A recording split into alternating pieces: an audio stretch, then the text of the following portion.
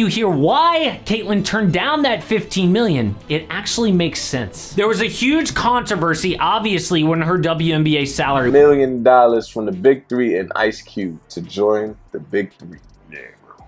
Sheesh. This was corny, Ice Cube. The NBA is about $10.5 billion. A big chunk of that is TV money. The WNBA only makes $200 million a year. The Unrivaled Basketball League just offered Caitlin Clark $1 million to play, and she turned it down. A WNBA general manager is now saying this 3-on-3 league might not survive without star power like Clark or A'ja Wilson. Why would Clark walk away from that kind of money? And what does this tell us about the future of women's basketball leagues trying to capitalize on the WNBA's growing popularity? The numbers don't lie. Viewership drops when the biggest stars aren't playing, and that could spell disaster for Unrivaled. She's making $338,000 over 4 years, so never topping 6 figures. Compare that to the NBA number one pick. He did this to draw attention To the Big Three. Because the NBA ain't jack. No, not only that, just to draw attention, bro. Kindly please like the video and subscribe to the channel to support us. Did you know the Unrivaled League actually lost viewers after their championship game? That's crazy. When do you ever see a sports league get fewer eyes on regular games than their finals? The numbers tell the whole story. They're averaging about 180,000 viewers per game. That's not good at all. Most leagues see their biggest numbers in the finals, but Unrivaled is going in reverse. That right there shows exactly what we're talking about with star power. The 3-on-3 Unrivaled Basketball League started back in January with big dreams and promises. They managed to bring in some solid WNBA talent too. Angel Reese was there, Chelsea Gray joined up, they even got Skylar Diggins and Lexi Hull to play. On paper, that sounds pretty good, right?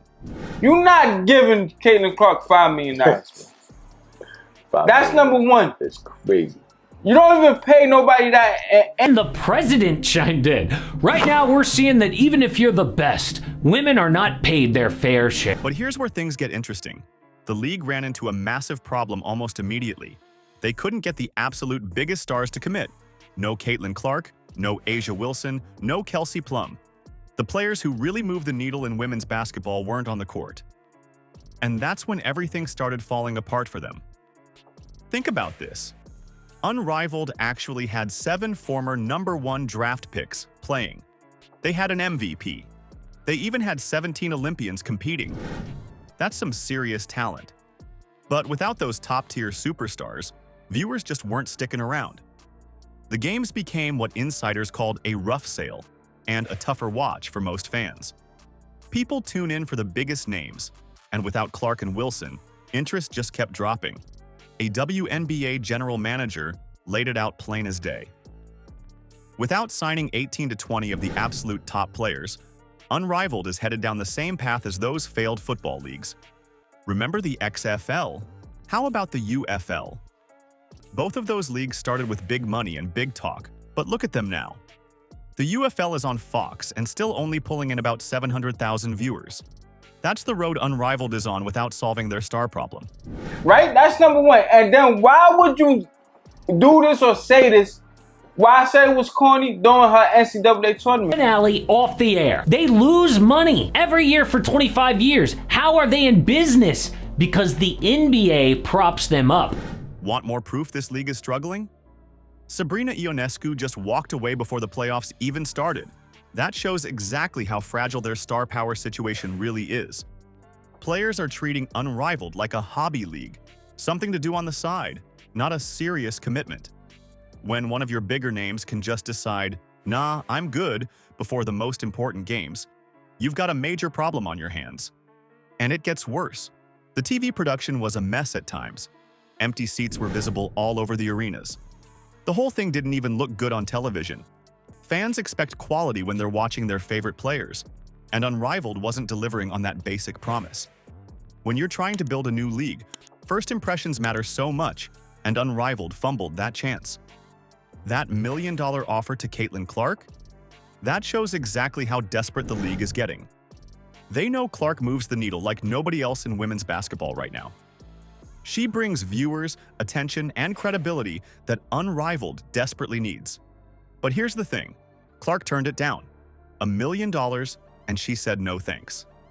Since the W started, look at the decline in interest for the finals. 1997, 2.8 million viewers. This young lady got to go answer questions about a Big 3 tournament when she's trying to win the national championship, bro. That's a fact. Well, and then you That tells you everything about the power balance here.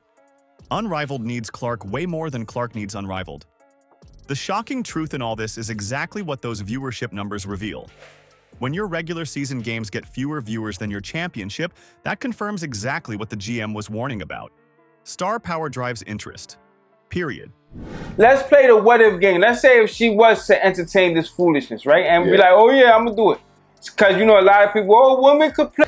And to make things worse, the players share 50% of that in a perfect world. In their last CBA, the women bargained for 50%. Without those top-tier players that fans recognize and love, viewers simply don't care enough to tune in consistently.